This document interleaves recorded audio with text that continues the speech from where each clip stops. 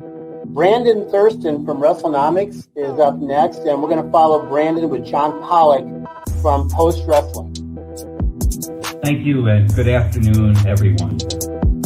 But we can't ignore the math, okay? We can't ignore the data. Go on Google Trends, type in your name, then type in mine. You're a straight line. I'm a pyramid. I like the very direct question on that. Television ratings, downward spiral. Buy rates, plummeting. The time is now to turn the math around.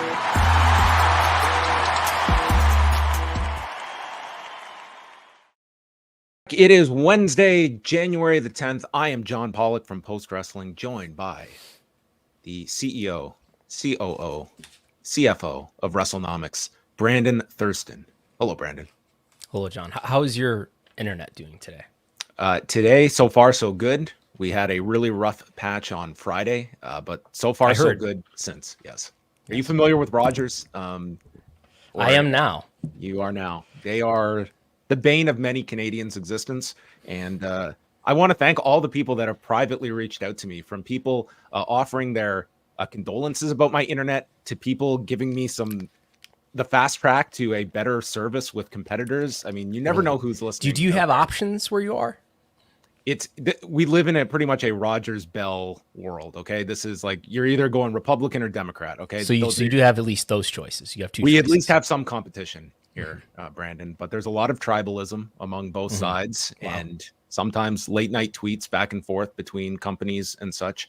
And maybe we will get into some of those today, but congratulations on your Buffalo Bills victorious on Sunday over the Miami Dolphins. Yes. That is all I can tell you beyond they are playing this weekend. Are they favored? They are favored. What is the pulse of Bills Nation going into this playoff run? I wouldn't know very well, but they're playing the Steelers, who are the 7 seed. And because the Bills won, they are now the 2 seed and the winners of the AFC East division. The Bills are favored and are playing at home and will play at home unless they play the Ravens, who are the number 1 seed. Okay. Well, they're not playing on Monday night. That would be quite the head-to-head if they were part of this wild card game that is on Monday. But that is who's playing next Monday? Anyway, Raw is going up. The Iowa caucus. That's what's playing on Monday. Is that on Monday too? I think it is, yes. Wow, this is going to be a very busy Monday for Raw between NFL competition and the Iowa caucus. But that is about the extent of our football discussion. Actually, it's not, because our first story is about the WWE's latest hiring, somebody that was very high up the food chain in ESPN as it relates to its football programming. So we will start there with a press release that came down from WWE on Tuesday, stating the WWE, part of TKO Group Holdings, today announced that media industry veteran Lee Fitting has joined the company this week as head of media and production. Quote, Lee is a phenomenal leader and executive known for work that generates both critical acclaim and mass appeal, said WWE President Nick Khan. Lee will be a tremendous addition to our stellar media and production team and play a key role in helping catapult WWE's growth. Fitting brings more than 2 decades of production experience to WWE from ESPN, where he oversaw production for tentpole properties, including Monday Night Football, College Game Day, the College Football Playoff, and many other properties within the Disney portfolio. The latest edition. And this is somebody that was a veteran at ESPN going back to 1996, and many saw it as very, very high up. He was a senior vice president at ESPN and then abruptly left last August, right before the NFL season was about to begin. And no reason was reported at the time why he left. And it sort of is this kind of lingering question. And months later, he is going to WWE. But this is somebody, just from like asking around, seems like somebody that was very highly respected. I was told someone like firm, but very fair, but being so high ranking, had his allegiances, but also had his detractors in an industry like that, which all we have to look at is some of the headlines this week of the Game of Thrones makeup that is ESPN, that it is just, you need to be a vulture to succeed in this company. But I mean, on its surface, just looking at his accolades, this is a major pickup by WWE in terms of somebody that looked to be, a guy overseeing Monday Night Football and College Game Day, which are 2 of the premier properties in ESPN's portfolio. Yeah, I think my initial reaction, which I sent to you, is that I should have figured in the Nick Khan era they would hire somebody from who's overseeing College Game Day's production. And the key thing here is that it looks like he's going to.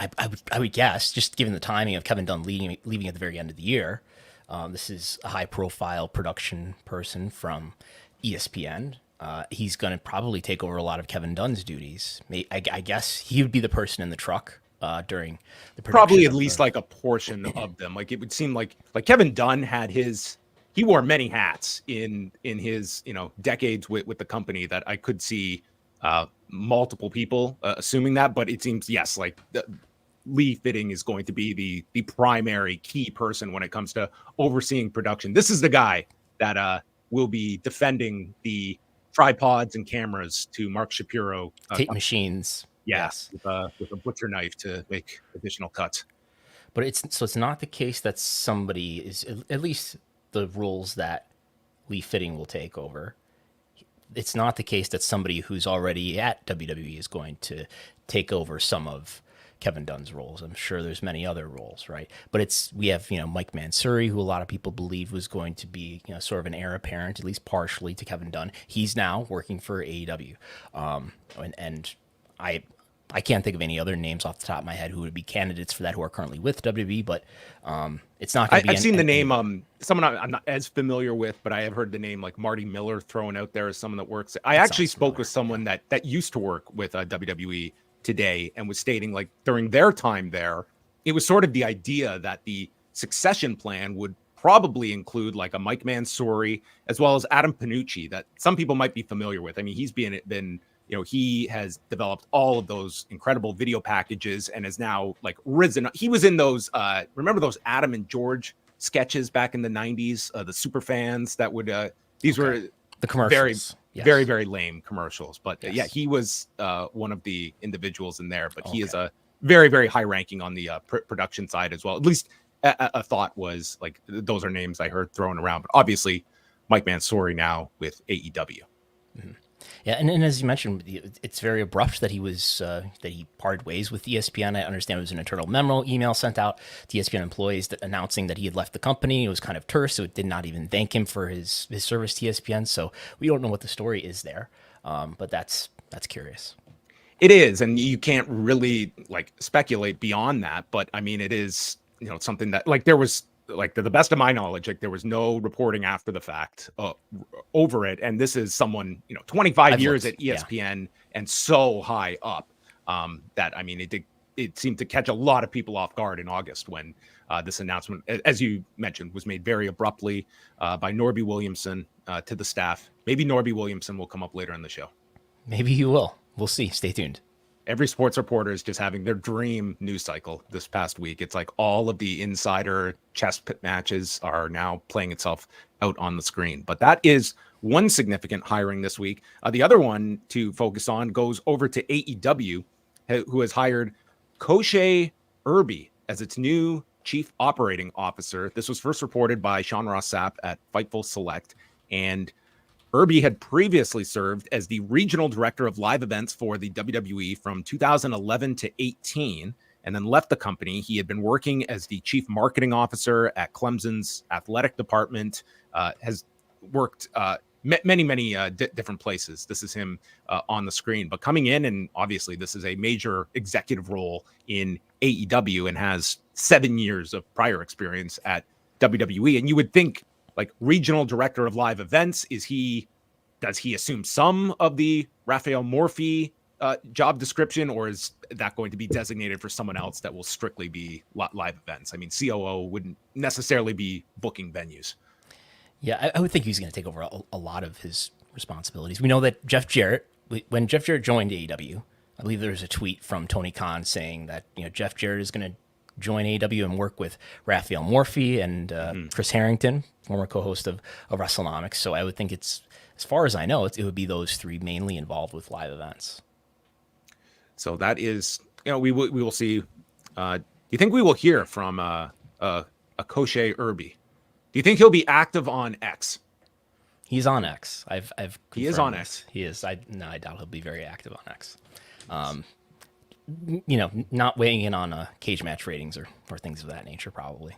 Yes, this was the news that everyone just lost their minds over on a Tuesday night. I can't say I have engaged with any of it because I just don't have the Patience. I don't have the internal power to go into Twitter drama involving cage match ratings and win-loss records and such. But dude, if you want to cause a splash, that's how you do it. That's how you do it. You just throw out a tweet, throw some shade at the competition, and everyone eats it up.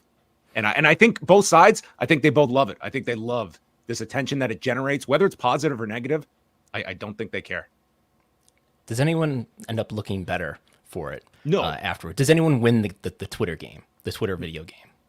No, there's never a score. There's at the no end winners. of it, even though you do have likes, you do have an actual scorecard on your tweets. But that's sort of skewed by how many followers you have. It is. I wish that there was a way to disable like your likes and such. Wasn't that a thing? You can do it on Instagram. You can do it on Instagram. Yeah, I'd love to do it on X. I would take it up in a second. That would change people's habits very, very quickly. I think it's really the quote tweet that really ruined, maybe not just Twitter, but all of society. The quote tweet didn't exist, I think, until like 2016, 17. And that's really, it's putting somebody in the pillory, if you want to use it that way. Obviously, it's not always used that way. But like if you want to call somebody out and dunk on them, it's the quote tweet. And without the quote tweet, all you would be able to do is reply, or I guess you'd have to go through the friction of the screenshot and all that. But that's hard. You were early to the dance when it came to disabling of comments on YouTube, on X, but you cannot silence. I've only experimented with disabling the replies on X, and I realized that it only motivates an even harsher reaction in the quote tweets. But yes, all the YouTube share, please like this video, subscribe, share, but you can't comment. I don't care about your comments. How late into the Wednesday Night War did you start playing around with disabling comments? See, I totally missed out on the Wednesday Night War. Wrestlenomics would be a completely different business if it started at the beginning of the Wednesday Night War. Well, if it was what it is now at the beginning of the Wednesday Night War. I tried at some point relatively early on in reporting ratings to disable the replies, but then people took it as, oh, he's trying to avoid. He just want to live in his own echo chamber. So the thing to do is to just have the discipline to not look at it. That's the only way to win. My the @ symbol on Twitter, it hits like 20 and it just stays at that, and that's what it's been like for me forever. I don't click on that. I can see quote tweets. Unfortunately, it's hard to avoid those. But if you me, like whether it's positive or negative, I'm not 95%. I'm not going to see it. Well, this is very important, especially if there's any people in the business listening, is that you can disable the notifications for everybody, so you won't see them, so they won't come up in your notifications tab. Right. You can turn that off in your privacy settings, which I highly recommend if you have more than like 10,000 followers. Yeah. Quality filter, turn that on. Yeah. So I don't see anything that, anything that's not from people who I follow, and even that I don't want to see. No, that's how you play this game. It's not as hard as people make it out to be, but it does produce days like today where everyone is just going nuts over a wrestling match that's going to take place on Raw next week. Let's talk a bit about predictions, Brandon, because we got a bunch of them. It seems like predictions are the big thing to do at the beginning of the year, where you're not reporting anything. You're just saying maybe this happens. This could happen, and we assign certain weight to different people based on their predictions. And when heavyweights like John Orand and Light Shed Partners, including a friend of the show, Brandon Ross, weigh in and make their predictions, some people have their ear to the ground, and we might be breaking some news for folks that have not gotten up to speed on the Light Shed predictions yet. I know that the John Orand prediction made the rounds on Monday when he dropped his annual column, but the Light Shed one, like it is, you do have to do some digging to uncover some of these interesting facts. Light Shed is behind, I think anybody with a LinkedIn account can log into Light Shed and see their stuff, but they did do their 24 predictions for 2024, and they are predicting. There's the AEW versus WWE angle to this, so I'm surprised nobody's engagement farmed it yet. But they are predicting that WWE Raw will shift to Turner/Max. Let's hear here from Lightshed. This is their prediction in full, and with the context that they are also predicting that WBD gets out of the NBA business. So that would be seismic for WBD if there is no NBA on in their upcoming years. But here is Lightshed's prediction for 2024. Number 8, WWE Raw shifts to Turner Max. When Vince McMahon, quote unquote, retired from WWE, Endeavor CEO Ari Emanuel made it known that he was interested in combining UFC and WWE into a combat sports juggernaut. By last April, he had accomplished his goal in forming TKO. Merger integration appears to be going well, with the company likely to exceed synergy targets and additional opportunities on the horizon. UFC is looking at a banner year in 2024 with UFC 300, the return of Conor McGregor, and events in Saudi Arabia and the Sphere. Meanwhile, WWE content is stronger under the leadership of Paul Levesque. However, TKO stock has not performed. Content licensing is the profit engine of the company, and the SmackDown deal disappointed investors against fears of sports rights nearing a domestic top. WWE must find a partner for Raw willing to pay at least a 40% increase to satisfy investors. The Raw deal will likely take time. Most potential bidders are currently waiting to see where they stand on NBA rights, which likely won't be resolved before May. We do not believe anyone is willing to step up at this time, and we believe Fox and NBCU will not be bidders regardless. Thus, a resolution is unlikely before the end of Q2. Ultimately, we expect Raw rights to end up at WBD. Given our belief that WBD will lose the NBA, Zaslav will need to add live, sports-like content to satisfy a distributor. As previously mentioned, WBD adding CFP rights could provide marquee event content to pair with its NCAA tournament and MLB postseason rights. However, they will also need tonnage to replace weekly NBA games. Raw, which actually provides higher viewership most weeks than the NBA, serves that purpose. We do not see WBD's interest in AEW as an obstacle, and both could exist on their platforms. A lot there from Rich Greenfield in terms of his predictions. Just sliding that in there at the end, the idea that, we could see WWE and AEW sharing broadcast space in the WBD family. They'll have offices right next to each other. But also worth noting that WBD, in the absence of the NBA, would be looking for sports and sports-like content, which could we be putting content on where the challenger has not built up any wins as he is going for that world championship next week? Is that really sports-like in its presentation? No, maybe more sports entertainment-like. So if they... Now, we can also contrast this with John Oran's prediction that sees Amazon as the front runner for WWE's rights, and citing the young demographic, young males in particular. This is Oran over at Sports Business Journal, about to be moving to Puck, stating that Amazon gets WWE Raw rights and keeps the series on Monday nights. This hits an audience of young males, a demo where Amazon believes it sees growth in Prime subscriptions. Plus, it gives the company another night of live programming on Prime Video. So that is John Oran's prediction, and citing FX as kind of a secondary option if things don't happen with Amazon. So in essence, we have a multiple series of potential landing spots, all of which have been discussed. But I mean, looking at some of these, do any of them carry more weight than others for you, Brandon, when you're trying to figure like what makes the most sense as you are valuing this property and trying to balance the most return for your investors while also keeping Raw in front of as many eyes as you can, and measuring this over many, many years of where the cable industry is going? Yeah, and one or the other of these, so it's in the light shed. We do not believe anyone is willing to step up at this time, and we believe that Fox and NBCU will not be bidders. That's light shed talking about Raw rights. Mm-hmm. So that would seem like USA is out of the Raw business. They would just have SmackDown at that point. No, I think that's a belief, a prediction. Yeah, it's a prediction. None of this can be held to them. It's I would not rule out USA keeping Raw, which always leads to the question: why didn't NBCU just buy WWE? And maybe Vince was a factor there. Maybe wrestling was a factor there. But Amazon is the one that stirred up a lot of commotion the other day when John Oran mentioned and predicted that they would take Raw. the big disadvantage with Amazon, of course, is that you're probably going to end up with a lot lower viewership if Raw is on Amazon Prime Video. I went and looked through it. I've been following it all year, all football season. Yeah, you did some great stats on like the Thursday night football. Now that we're 2 seasons into the Amazon experiment, this is Brandon's look at how they have performed on Thursday nights. So this is the second season, if you're just joining us. This is the second season of Thursday Night Football being exclusively on Amazon Prime Video. Thursday night is like the least primetime night. Sunday is, I believe, the most watched, then Monday Night Football. This was the package no one wanted, and Amazon grabbed it.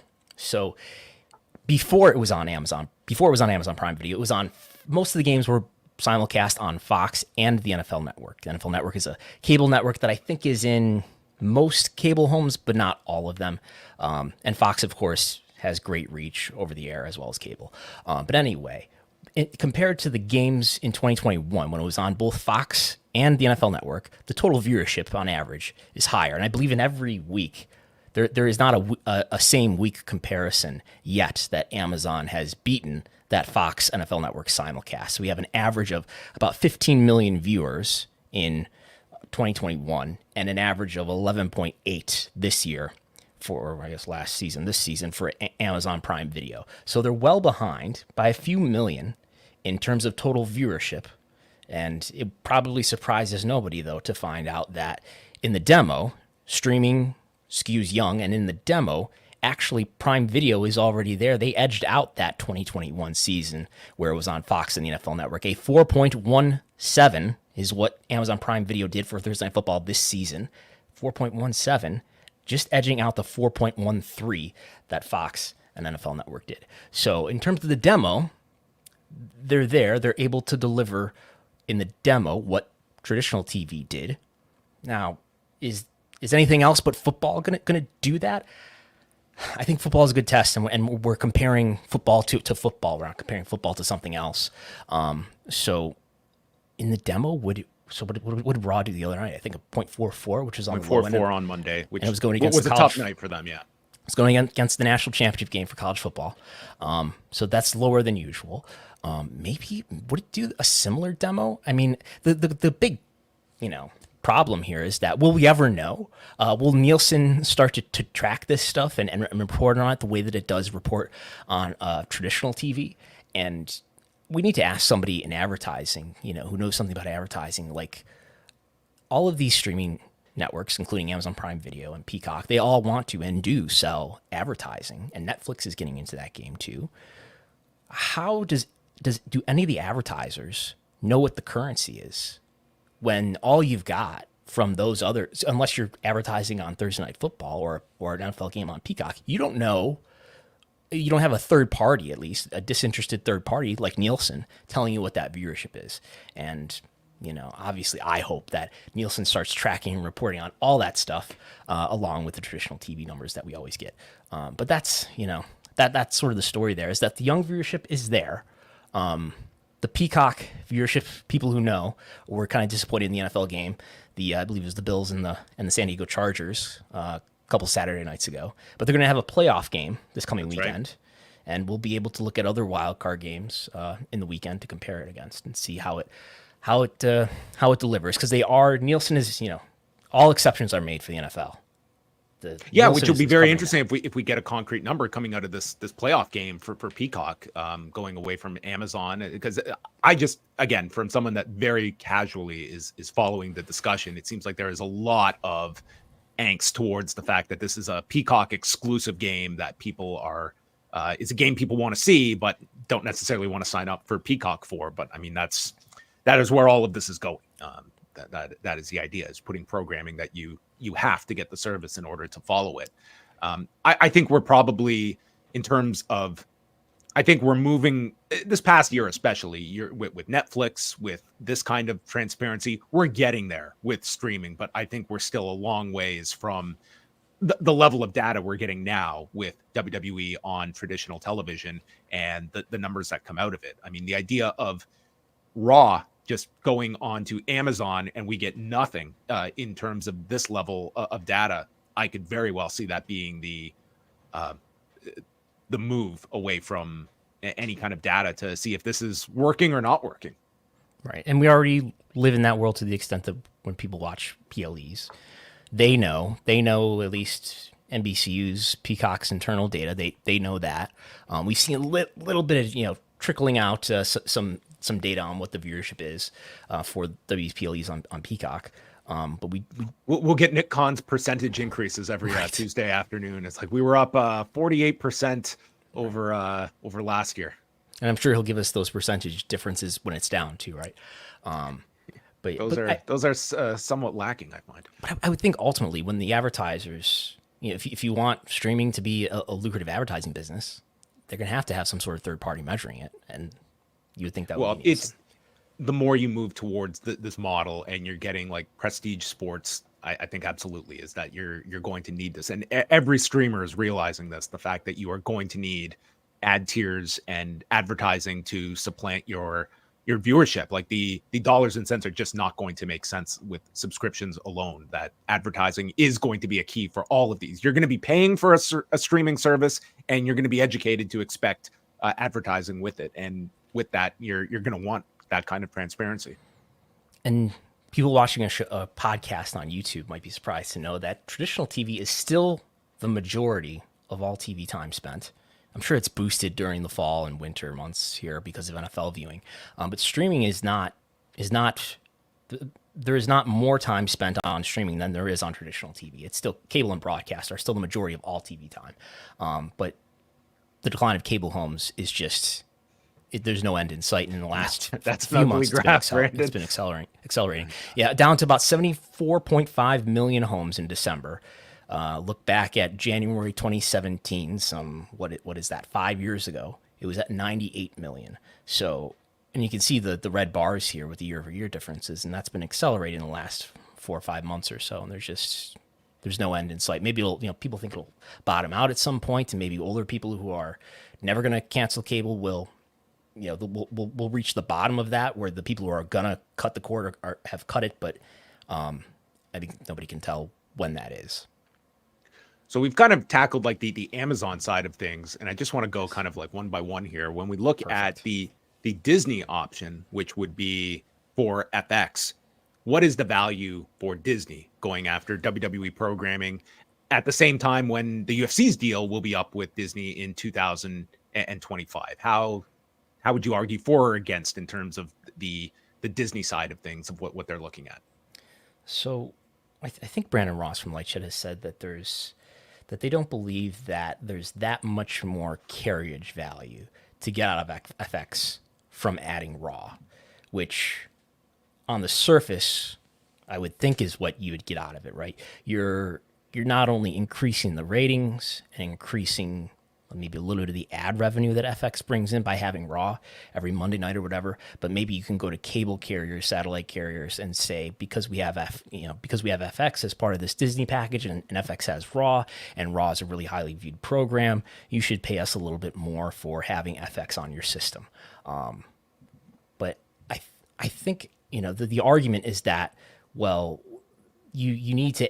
It's sort of like a fine tuning. And when you've already got maybe something that appeals to a skewing male demographic, maybe Raw doesn't add something that they already need that gives them the ability to make the argument to carriers that you should pay us more.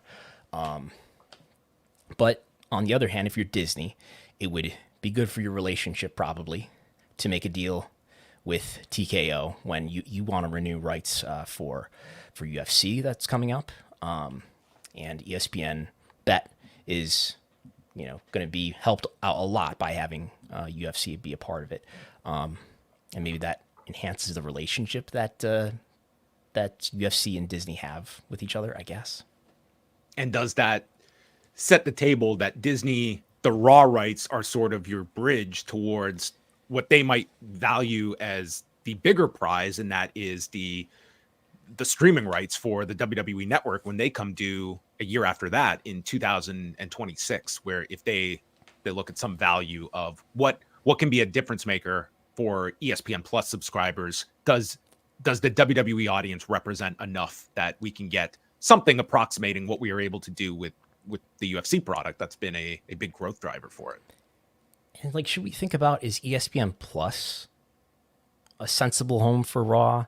Maybe not by October 2024, but down the road when, these lines that are on their way to intersecting between streaming and cable use, when those are, overlapping more and maybe streaming exceeding it more, is it that unreasonable to think about using Raw to drive more subscriptions to ESPN Plus and, at the very least simulcasting? Like I could certainly see that being something. I know it's like a little weird with like FX simulcasting with ESPN Plus, but I would think that like right now ESPN Plus is at about 25 million subscribers. So we're talking a big difference between that and the Amazon Prime number. But I would think that for Disney, their value would be ultimately ESPN Plus, and whether it is simulcasting event like third hour of Raw airs exclusively on ESPN Plus, and ultimately if they go after the streaming rights when they come up with Peacock, I think that would be in their interest. Of like the true value would be, okay, even if we're losing money on the Raw rights, we can obtain this viewership that are going to spend the cost for subscription to our streaming service on a monthly basis, and maybe we like take a WrestleMania out of the bundle and it now becomes a pay-per-view again. I mean, that all these things have been thrown out before as potential. And I certainly would not rule out Disney just with the UFC connection and where they are looking for things that they can put on ESPN Plus that has a proven audience that will spend money on its big events. And what the buzzword would be for TKO is that you need to control churn. And the best way to control churn is with a great 52-week-a-year product like WWE Raw. There's no off season, no union. No union. We'll work through a pandemic. That's right. We'll move any night of the week. We can do this deal the night before. Whatever you guys want, we'll do it. Right. That's what's been the mandate.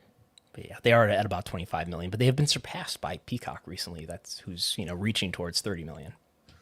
Yeah, don't count out Peacock. You don't see Paramount Plus making a dive into the pro wrestling space, do you? No, I see Paramount Plus probably being consolidated within a couple of years. I just read this book on Sumner Redstone and Les Moonves. It's called Unscripted. Mm-hmm. Insane, just insane.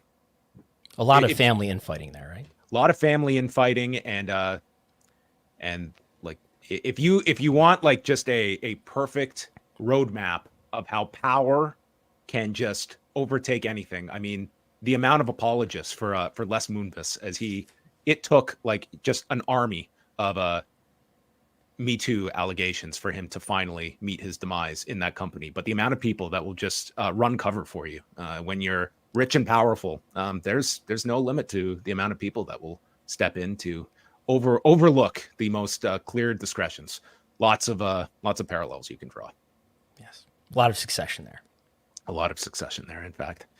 And then I guess the last one that is being thrown out after Amazon and Disney is the idea of WBD, which will be the most enticing landing spot for WWE Raw if it were to go there. And I mean, that's what like Lightshed is they're very confident in that very bold prediction that I would state does not seem as obvious, because the key is the NBA. And I mean, we could be in a world where WBD does get out of the NBA business, but that they are so tied to that league. Their brand of TNT is just inextricably linked with the NBA. To not have any presence of it, I mean, yes, if you lose the NBA, like it's a whole new network at that point. Like, yeah, they certainly would be saving tons to go elsewhere, but I think that dramatically changes their whole strategy as it approaches just the cable business itself. Like, what is our identity at this point if we're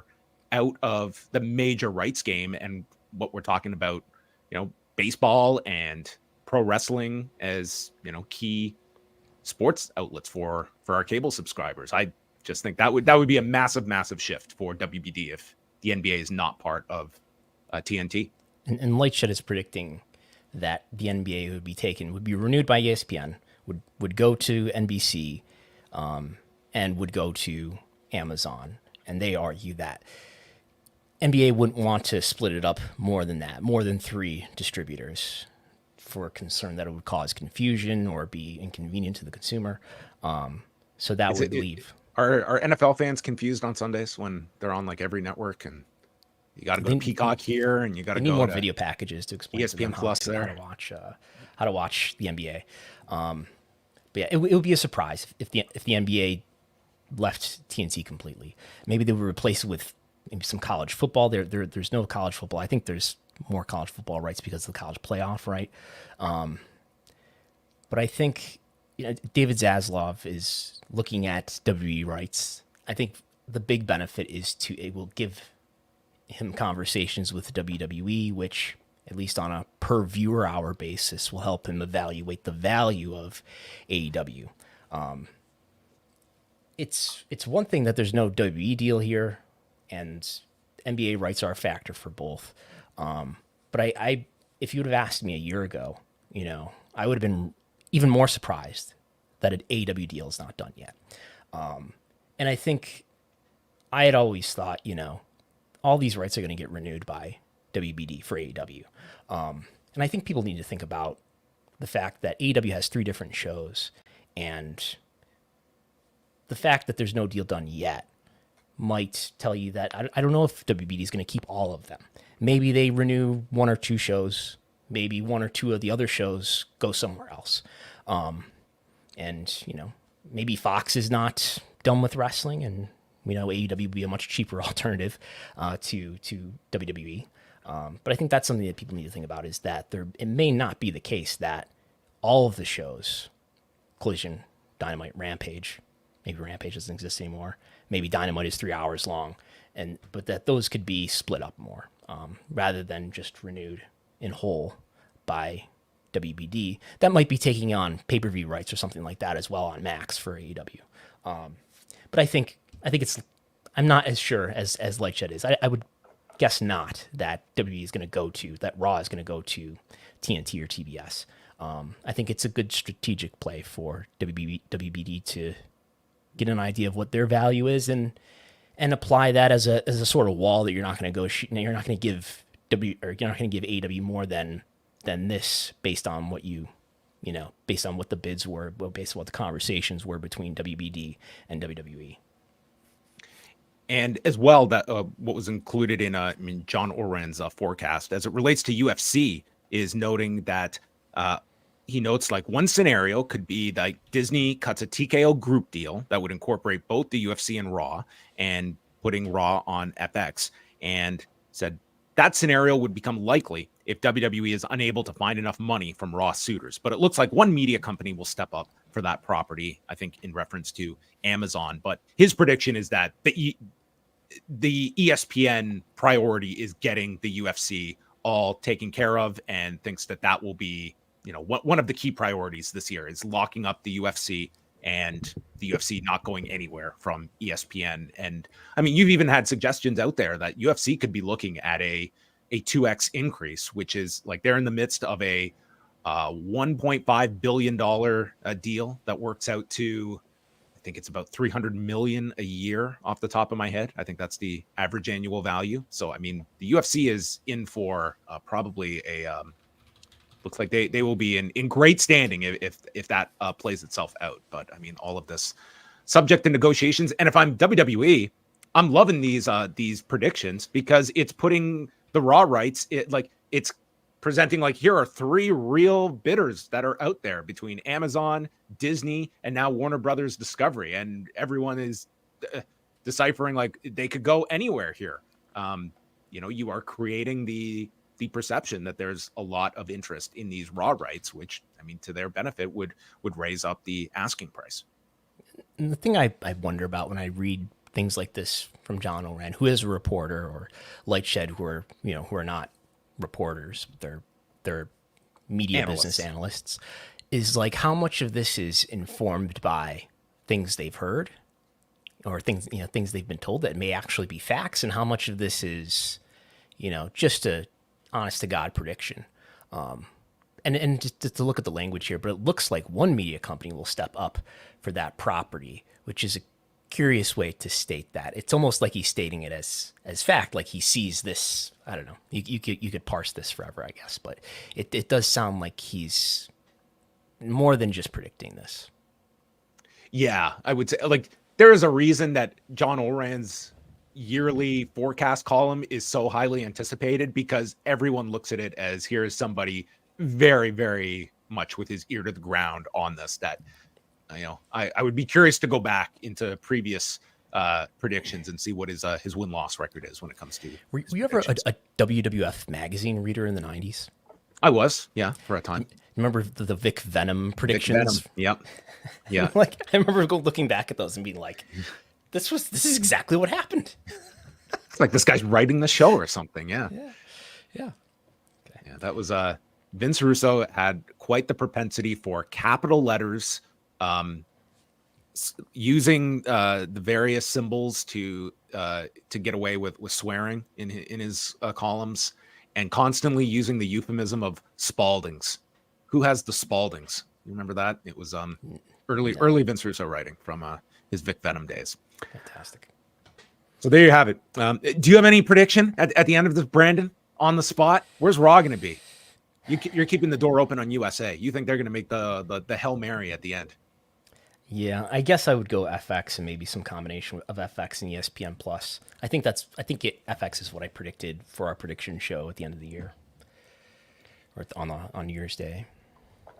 You also did some context when it comes to a WBD press release this week, which is always necessary sometimes. So WBD, they put out kind of their year-end press release on the performance, and among the highlights they noted was that their adult 25 to 54 audience grew 14% year over year, mentioning that popular AEW Dynamite, Collision, and Rampage reached nearly 4 million viewers each week across TNT and TBS. And then they went over figures for the NBA and the NHL.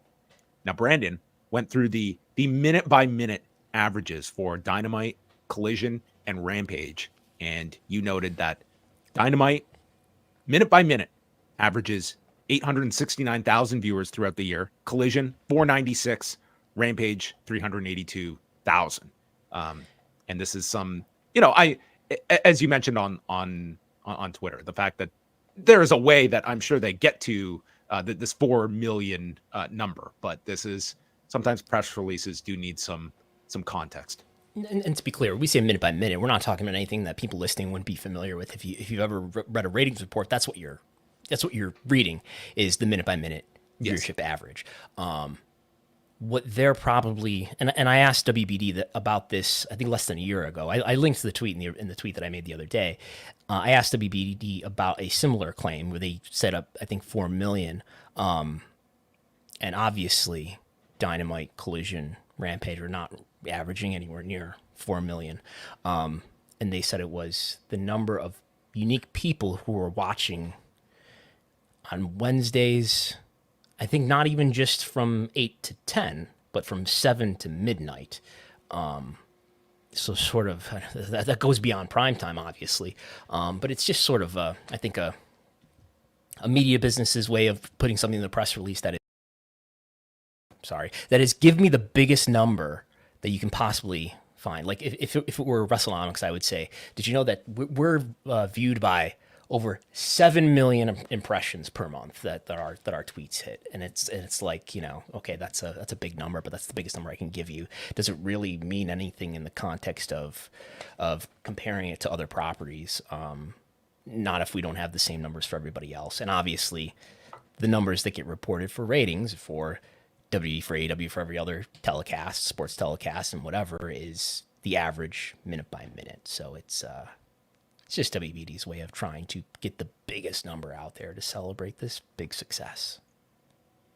Our final story on just the cable industry, an article that came out this week from the John Wall Street blog featured two names from the past. One, a favorite of this show, former WWE co-president George Barrios and Brian Flynn.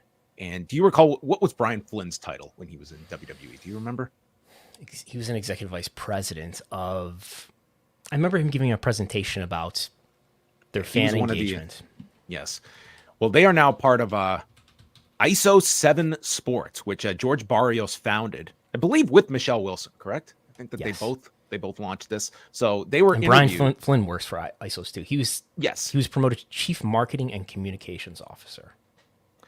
So they were essentially they were stating that the panic over the television sports rights bubble bursting is greatly exaggerated and is being overstated and under-researched, as Brian Flynn put it in this article, and noting the fact that leagues might not be able to command a 3x or 4x increase in negotiations anymore, but a 2x increase remains achievable and can still be a game changer for most properties. And they go on to state with Barrios feeling that within 10 years, the amount of sports rights is going to be 2 to 3x greater than they are today. That's sports rights as a whole. So they see nothing but growth when it comes to television sports rights. And the idea of the sky falling is greatly overstated. That there might be some turbulence in the short term, but overall, this is still an incredibly healthy industry for sports rights. And there's going to be overall more gains than losses when it comes to renewals. And I suppose that's consistent with the deal that the NCAA just made for a lot of their non-basketball, non-football rights.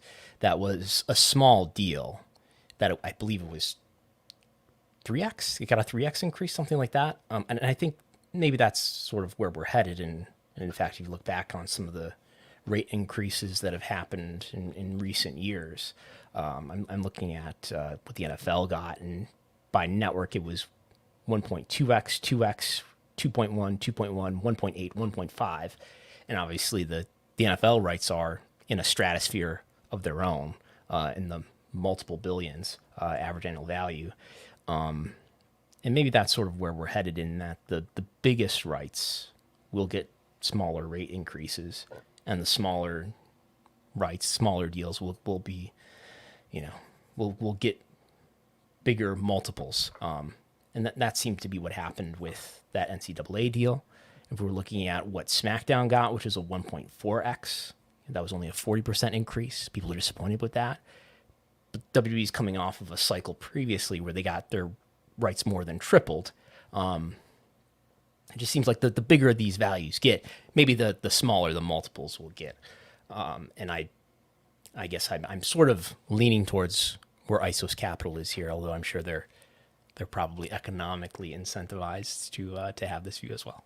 I mean, this is kind of their business, but nonetheless, it's one that, I mean, you had been hearing this like concern forever about this bubble that is going to burst, and largely, I mean, you can probably isolate some cases where a league has not gotten the desired renewal, but as a whole, it's just continued to grow and grow and grow. And their argument is that as more scripted and unscripted programming moves to streaming, you still need to program these nights of the week. Cable is not just ending tomorrow, and they need to program something that has a built-in audience, and that's sports. It's not something where you have to gamble on, is this script going to work, or is this going to be a hit in the fall season? People know what they're getting with sports. It's, you put it in, you know what the audience is that you're going to get, and it's going to be viable as for a long time. Cable is not dying tomorrow, and it's not going to be dying in 10 years if George Barrios is accurate. Despite this catastrophic trend, cable is still profitable. A few years ago, it had nearly 100 million subscribers, and now it's only got 75. But this business is still profitable. It's bringing in less profits than before, but it's still profitable. And sports, that's largely what the carriage fees are driven by, right? It's by people watching TV live, overwhelmingly. That's sports, even pro wrestling. So as long as this cable business is still profitable, and I know that almost all the streaming businesses are not profitable, but as long as this cable business is still profitable, this business still makes sense, and they can still drive more fees out of properties that are driving the business. just before we get to our final topic, that is one that Brandon and I have been chatting about offline all week that we will get to, about the drama at ESPN. Just some ratings notes going back to Saturday's Collision. They did 402,000 viewers and a 0.13 in the demo. This was going up against the Houston-Indianapolis Colts game. They were down 18% in viewers from 2 weeks ago because there was no Collision the previous Saturday due to the Worlds Collide pay-per-view. And then we had Raw on Monday night. And this was an interesting pattern that we saw. 1,464,000 viewers and a 0.44 in the demo up against the college football national championship game that across ESPN's platforms did over 25 million viewers. And Raw was down 16% in viewership, 27% in the demo, coming off the big episode last week with the Rock's appearance that bolstered things. But Brandon had the quarter-hour breakdown. And for those that are watching, which segment do you think CM Punk appeared in? Are you asking me? Yes. He was there in the first quarter, and Yes. and this was an audience that they tuned in to see Punk and Drew McIntyre go back and forth for 10 minutes, and then off to watch the college game, I assume. Where And I believe no ads in this first 15 minutes. The next two quarters did have 2 ads in them, but I'd be curious to see when the actual kickoff time was of the college football championship game. If it was maybe around 8:15 or so, that wouldn't surprise me. But yeah, it's a stark difference between the first quarter hour and everything else. Yeah, I mean, it was like they were down to 1.3 million viewers for the start of Nakamura and Cody. I mean, the third hour is although last week there was quite a bump that they got for the main event with Seth Rollins and Drew McIntyre. So that was kind of the story of Raw. Like, you knew there was going to be a hit after the combination of the football game and coming off an exceptionally strong number the week before. But next week they're going to be killed going against the NFL, you would think. And then after that, they are football free for the foreseeable future going into Mania season. Yep. And will the Bills be playing beyond next weekend? What's your official prediction? I think they can beat the Steelers. This might end up with another Chiefs-Bills AFC Championship game. Oh, man. Yeah, they are. The Chiefs are playing Monday night, so Raw's going up against Taylor Swift potentially. That's right. Boy, and it's going to be a tough the female viewership will probably be way up, and we'll have to see if there's any downturn in female viewership for Monday Night Raw. That will be something to watch. Tuesdays, patreon.com/Wrestlenomics. You can see what the effect, the Taylor Swift effect is on the Raw female viewership audience. But we are going to wrap things up with a discussion on former WWE broadcaster Pat McAfee, who launched his show on ESPN earlier this year, back in September, to coincide with the NFL season. And I stress his show because this is a guy that owns his show, that is licensing his show to ESPN. And all of this goes back to last week, where Pat McAfee and Aaron Rodgers, in doing their weekly segment, pretty much lit up a firestorm involving Jimmy Kimmel. Don't have to go into all of this. They have gone back and forth, and involving Jimmy Kimmel not being named on the Jeffrey Epstein list. And then Pat McAfee, responding to an article in the New York Post by Andrew Marchand, accused Norby Williamson, who is the executive editor and head of event and studio production at ESPN, of trying to sabotage their show, leaking numbers, leaking data, because everyone knows television numbers, Brandon, very hard to come by. You need to only know. Norby would have them. Only Norby would have access to television viewership figures. He's the only one with a Nielsen account. That's it. So this has led to a civil war within ESPN of people that have been believed to have been wronged by Norby Williamson over the years, that are now on the outside and just got the popcorn ready to watch this battle, as Norby Williamson, the man who is never named in these situations, was named on air by Pat McAfee. And McAfee's in a situation where he's not technically an employee at ESPN. And boy, to be Jimmy Pitaro or Burke Magnus that has to play a peacemaker in this whole thing. I mean, this has everything for the sports media ecosystem of names that all of the Andrew Marchands of the world. I mean, this is high drama. I mean, you've got Andrew Marchand is now part of this story. Like, it's very difficult for him to even kind of report on this. And he has addressed it on his podcast, and quite the rebuttal that he had. Did you listen this morning to Andrew Marchand and Christopher Mad Dog Russo? Yes, Mad Dog stepping in for John Orand in the rotation of guest co-hosts. Yeah, I mean, so boy, am I? Do you feel I'm explaining this accurately? Are we getting? This is a super in the weeds story for the most ardent sports media consumers. To add one detail, Aaron Rodgers, who, if people don't know, is a multiple time MVP quarterback. He tore his ACL in the first game of the season for the Jets. Achilles tendon. Achilles tendon. He appears on Pat McAfee's show every Tuesday. Reportedly, he receives $1 million for doing so. How much do you and I pay each other to do this? It's only $500,000, right? To our respective charities. Yeah, I'd have to check with my accountant. But there's many things, I think, in this story that are wrestling-like. I mean, here you've got Andrew Marchand saying McAfee has appeal as a WWE-style talk show host. But anyway, I think there's a lot of interesting things here related to, like, for one thing, journalism and what is and isn't journalism. I sent you the link this morning to the most recent appearance from Aaron Rodgers on the Pat McAfee show, and I got through 15 minutes of it. You listened to 15 minutes of it. It's about an hour long. Yeah. And Pat McAfee is now, started out as just an internet show, just a YouTube show, very popular.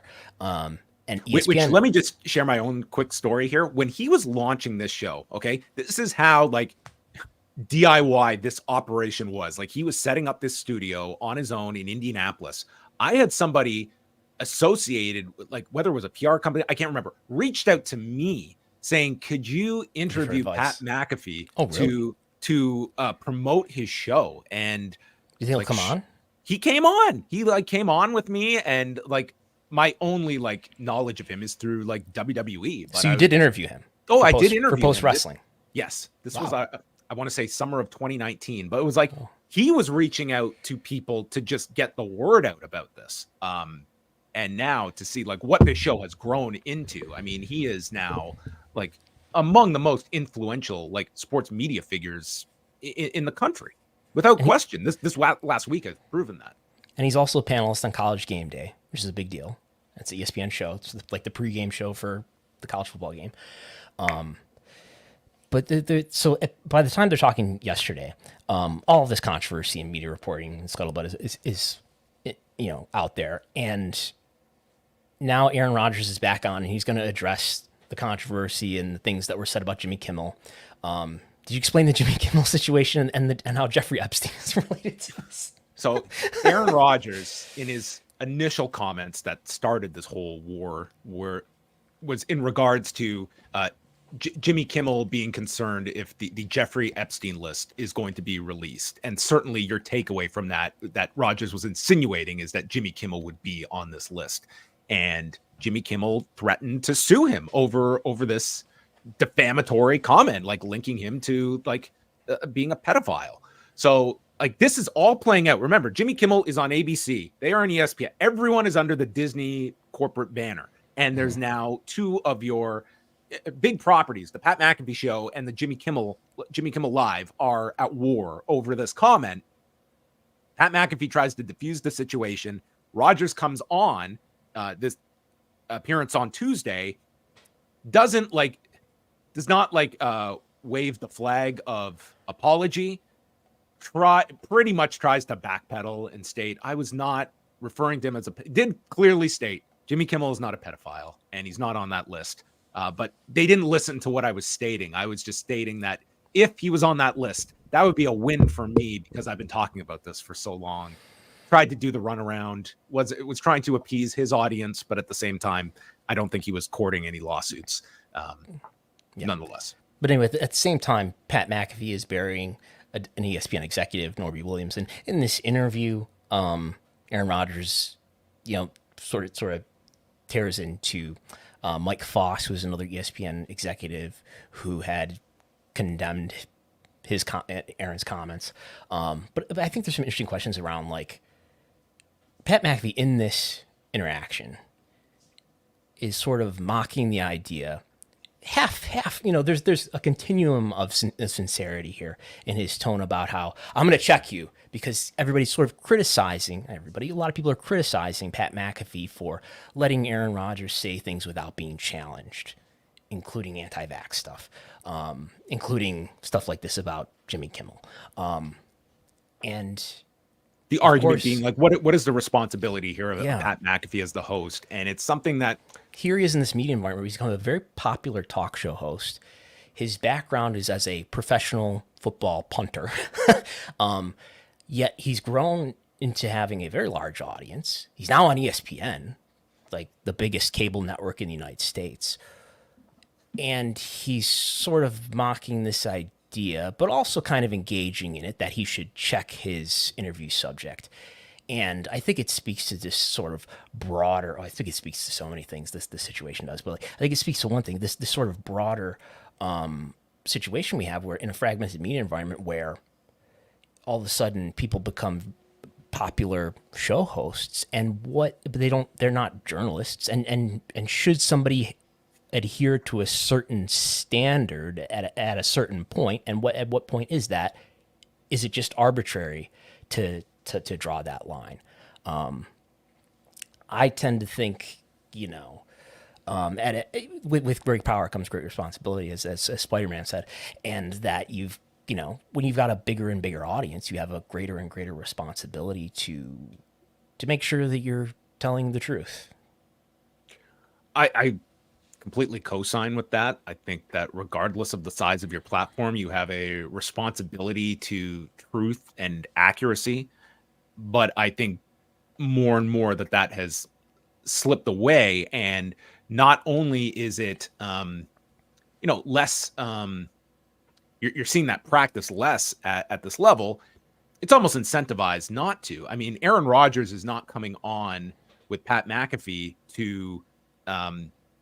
to be challenged or debate his politics. And Pat McAfee has cultivated a space where he's a personality and one that he is able to attract a lot of divergent guests that are going to come on. And that's part of the appeal for him, that it's going to be an interview that it's more of a welcoming environment rather than a journalistic enterprise like a Outside the Lines, which is a program that ESPN has discontinued. And I think you're only going to see more of these, there was conflict over the fact that, Aaron Rodgers is compensated for doing these appearances. So, I mean, at face value,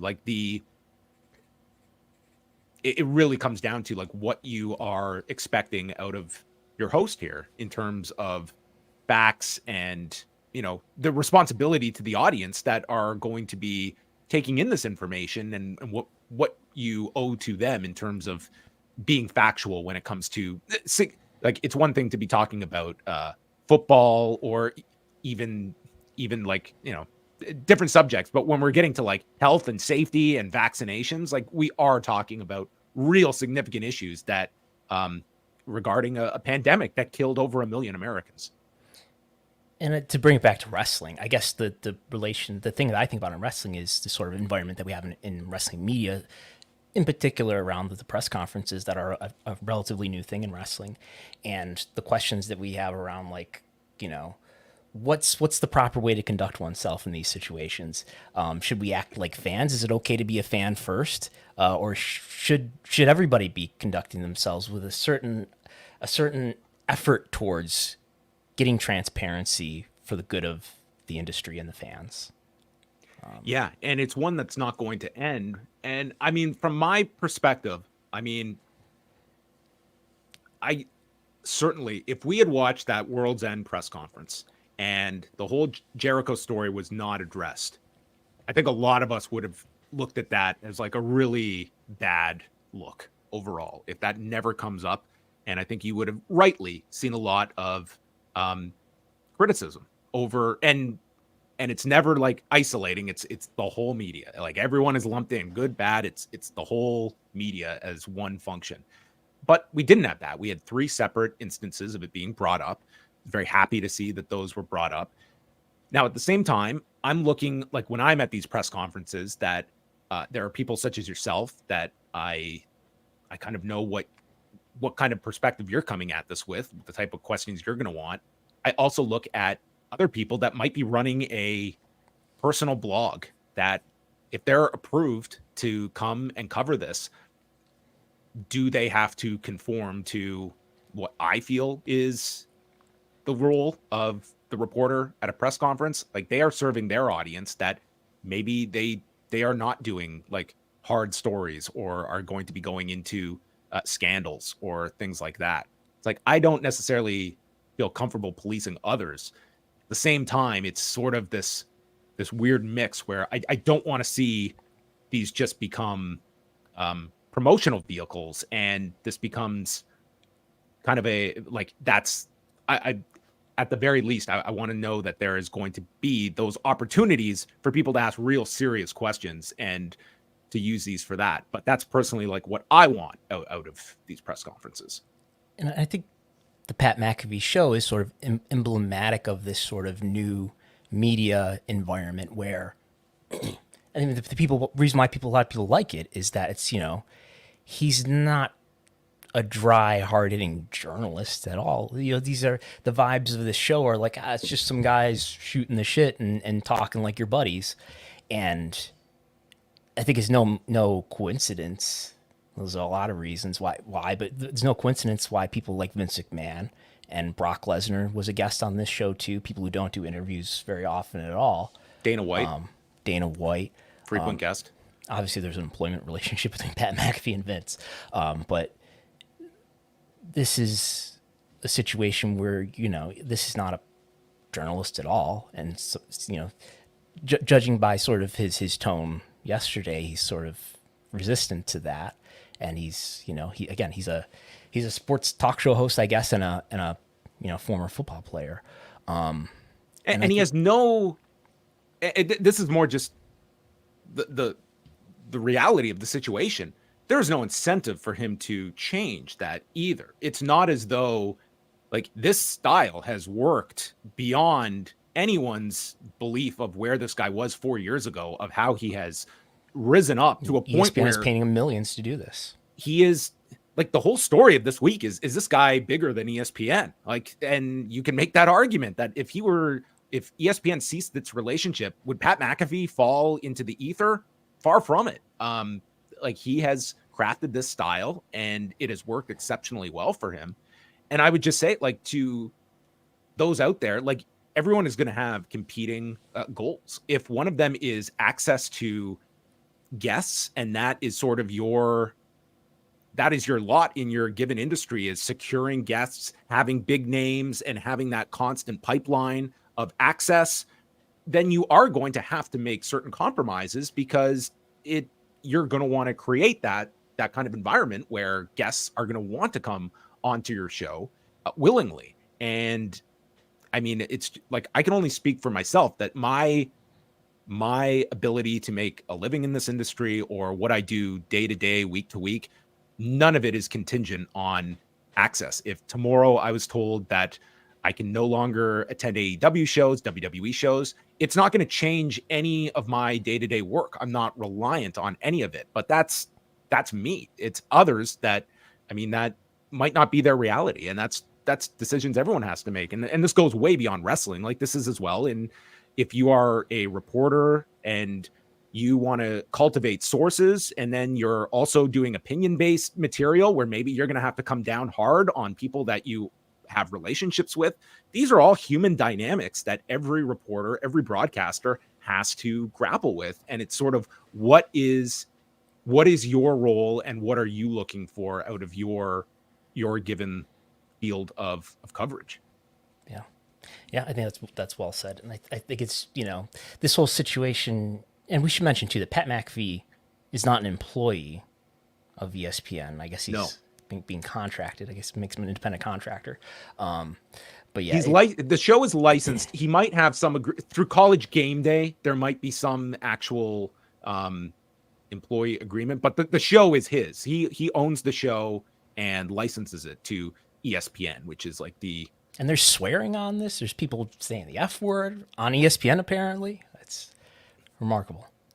He knows how far he can go, and it tells you where the line is. Like, we have seen public battles before with ESPN personalities, and it's like ESPN, it's sort of the no personality is bigger than ESPN, and this is sort of challenging that fact. And you do have, this popular host that I think but at times he is at loggerheads with like the number 3 guy in the company in Norby Williamson. The guy wields a lot of power, and it's not like Pat McAfee has backed down from this. I mean, he has made it clear. I have great relationships with Jimmy Pitaro, with Burke Magnus, who are like your number 1 and number 2, but doesn't have anything positive to say about Norby Williamson. And it's fascinating theater, but it is also like a lesson in the politics of television broadcasting and any kind of work dynamic where you are your ability to cultivate leverage and utilize it that's part of the game wherever you are working at. Yeah. And the belief of people who cover this is that if this were anybody else at ESPN, this person would be suspended, maybe fired. Yeah. I mean, look at the trials that Bill Simmons went through, just being critical of Roger Goodell, a rights holder, and was suspended at the time. And I mean, Bill Simmons was as big a personality as there was at ESPN, and ultimately, he did leave ESPN. But it is interesting to hear the reactions from people now that are kind of outside ESPN, your Dan Le Batards, your Jamel Hills, who can now speak freely about this. But I mean, when you're in that system, like Norby Williamson sounds like the boogeyman that you just do not want to get on the wrong side of. And Pat McAfee does not appear to have any concern about that. I think he's reached that level where he realizes he is not reliant on any one entity. He is not reliant on the letters ESPN. And whether that's right or wrong, I think he feels like I could lose this tomorrow and I'm not going to skip a beat. Yep.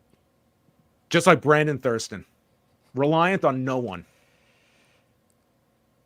Subscribers. Yeah. Well, yes, we all answer to somebody, Brandon. Yes. All right. Before we go, we have a super chat here from chat.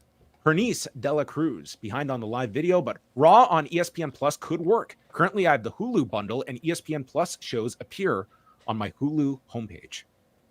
Yeah, and that's the idea. Do you have ESPN Plus? I have it through my phone carrier. I think I have the entire bundle through I have all 3 services, which are Hulu, Disney Plus, and ESPN Plus. Yeah, I mean, that's the belief. As Hulu is transferred here from being something that is no longer co-owned between NBCU and Disney, but between just being a lone Disney property, I believe that process has started. That the notion is these could end up being one app or who knows what.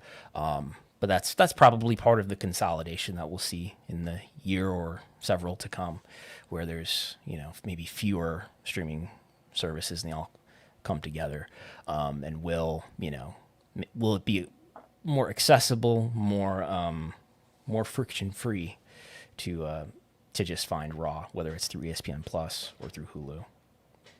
See, when ESPN Plus comes across my timeline, it is on a Saturday night when there's a UFC pay-per-view, and the amount of anger people have with this app, it just sounds like it is a chore and a half. But I cannot speak from firsthand experience not having it available in Canada. Yeah, I'm gonna sound old here, but I have had some frustrating experiences with streaming lately, and the thing I just keep thinking about is and I'll sort of sarcastically make the comment, in the living room, it's like, this never happened with a good old over-the-air antenna, and I can pick up some of the NFL games on the antenna, and you never have buffering issues, you never have internet issues. There's a lot of flexibility.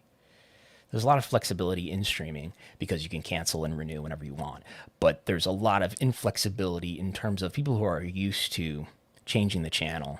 You can't really change the channel when you're streaming, right? You can't jump from the NFL game that you're watching on Peacock to the NBA game on the other channel. It's kind of a hassle, and these are problems that hopefully technology and these media companies can solve. Well, if there's one audience to test it out with that will be more than understanding and patient, it's professional wrestling fans that will give you a long leash to figure things out when it comes to they're the bellwether for every technology. They are. Well, we thank all of you for joining us for this guestless edition of Pollock and Thurston. We will be back next Wednesday, and we will see who or what stops by. Pat McAfee, if he wants to stop by, more than welcome to. Aaron Rodgers, probably unlikely. Probably not. Hopefully his Achilles tendon heals well and he's able to play next year. But if he would like to, I don't know if he has a fit for Pollock and Thurston, actually. Well, we shall see. Thanks, everyone, for joining us. Join Brandon every Sunday, 11 a.m. Eastern at patreon.com/Wrestlenomics. A great solo show by Brandon. Was that all one take? Yeah, it was live to tape. It was live. It was live for everybody, not even to tape. It was live. Very impressive feat. Man went 90 minutes, breezed by. Yeah, I don't know. I hit the record button and I'm like, this could be 11 minutes and I run out of things to say, or it could be a lot longer. But it was longer. It was 120. Maybe I'll try to keep it under 60 this Sunday. How about that? Well, it was a great job. Great listen as always. Sundays, Wrestlenomics. Myself and Wei Ting, we are back tonight. Rewind to Dynamite here on the Post Wrestling YouTube channel. And then Thursday, postwrestlingcafe.com, one of our bonus shows. We have a review of WWF Breakdown 1998 from the burgeoning metropolis of Hamilton, Ontario at Cops Coliseum, featuring Steve Austin, Kane, and The Undertaker. What a 1998 main event. Could you name one that resonates more for 25 years ago than that? My memory of these pay-per-view names in this era is just Vince McMahon using all of the pay-per-view names as like, the punchline in his go home promo. You are going to be broken down or something like that, Well, you can revisit 1998 WWF, and boy, is it a culture shock. So that's coming up on Thursday. So thanks to everyone for joining us. Join us every Wednesday, 3 Eastern. That is it. Goodbye.